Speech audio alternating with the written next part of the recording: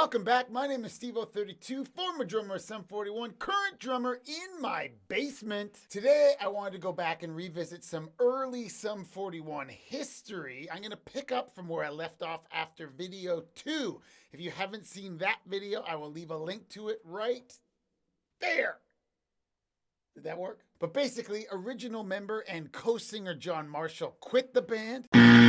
Local legend Dave Brownsound joined as our lead guitar player.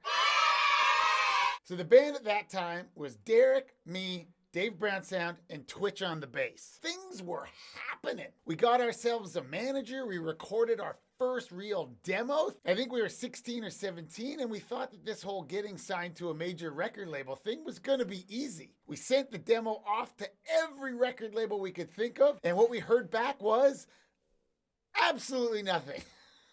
Crickets. Even a drop dead would have been nice. But we didn't give up and we persevered. Also, that was our first attempt. So if you're going to quit after the first try, this music business thing is probably not going to work out for you. Anyway, we decided that it was time to cut our teeth on the road. We'd been playing a lot of shows locally, but we got the opportunity to go on our first interprovincial tour of Canada, an East Coast tour opening up for a band called Bionic, who I'd never heard of before and have never heard of since. At the time, our tour bus was Dave's dad's prized possession, a 1985 Ford Econoline van, which he agreed to let us use so long as we brought it back in one piece. You can trust us, Mr. Brownsound. We promised to take real good care of it. So we venture off in Dave's dad's van. We're excited, we're young, we're plucky, we're ready to get this rock and roll lifestyle going. And I remember it was absolutely freezing because it's Eastern Canada. We were sleeping in the van, which is fun when you're a kid. We didn't really care. But I remember after one of the shows, the band we were opening up for was saying that we're all going to stay at someone's house. We were like,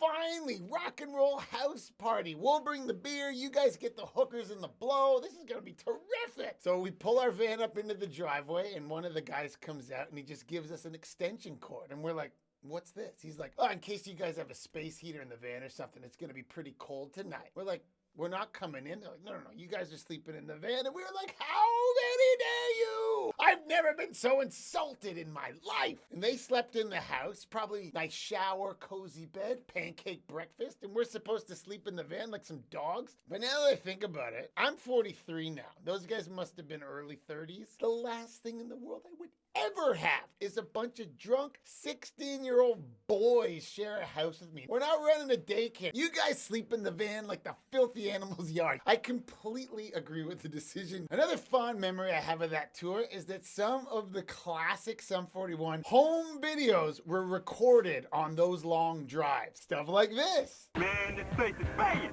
I've been waiting to get my thing wet, if you know what I'm saying. Hey, my name's Brett, 26 years old. I like long walks on the beach, candlelight suppers, and I'm looking to get my thing wet. Wet? Wetter? Wet with a vengeance. So the tour was going great. We had one show that we were headlining, which I have no idea how we got it because we had 0 fans at the time. It was a club in New Brunswick called Bogart. So if anybody was at that show, let me know in the comments because that is one of the earliest shows that I can remember. But it was a stormy night in Eastern Canada. Torrential rain, bad visibility. Twitch was driving, and then all of a sudden, the world went upside down. I heard Derek yell, "Oh shit!" They say the doors of history swing on small hinges. Well, this hinge came in the form of a Ford F-150 that T-boned into the side of the van, completely smashed it. The back door of the van blows open. All of our gear explodes out the back. I'm flipped over, crashed into the front of the van because I wasn't wearing a seatbelt. The van was totaled.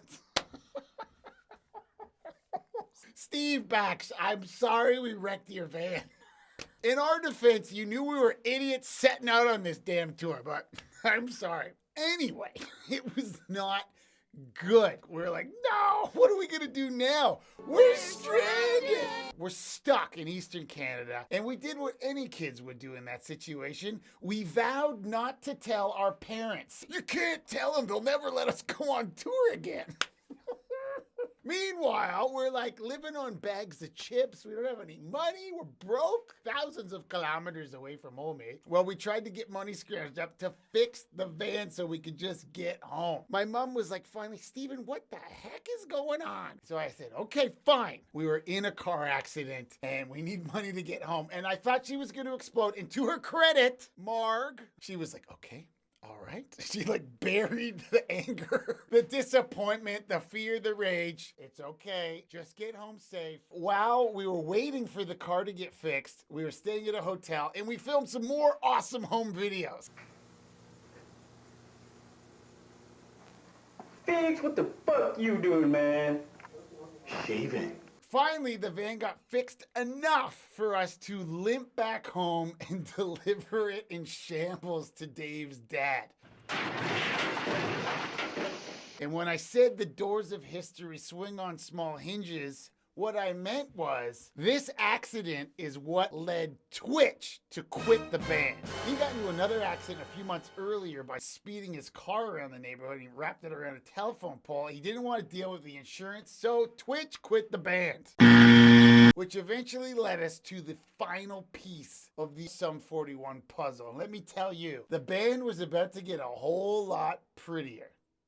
No, not him, the other guy. Yes, that guy. That guy. Cone joins the band, and I think at that point, we didn't know, but things were really about to take off, and that's what I'm gonna cover in the next video. That's gonna do it for today's video. I thought, though, I would play one of the songs off that original demo, and I'm gonna apologize up front because I don't think we were playing to a click. I don't think I could play to a click then, so it's a little bit all over the place, but because it is specific to that time, I think it really captures the personality of the band. I'm gonna play that song on the drums. So, this is Summer.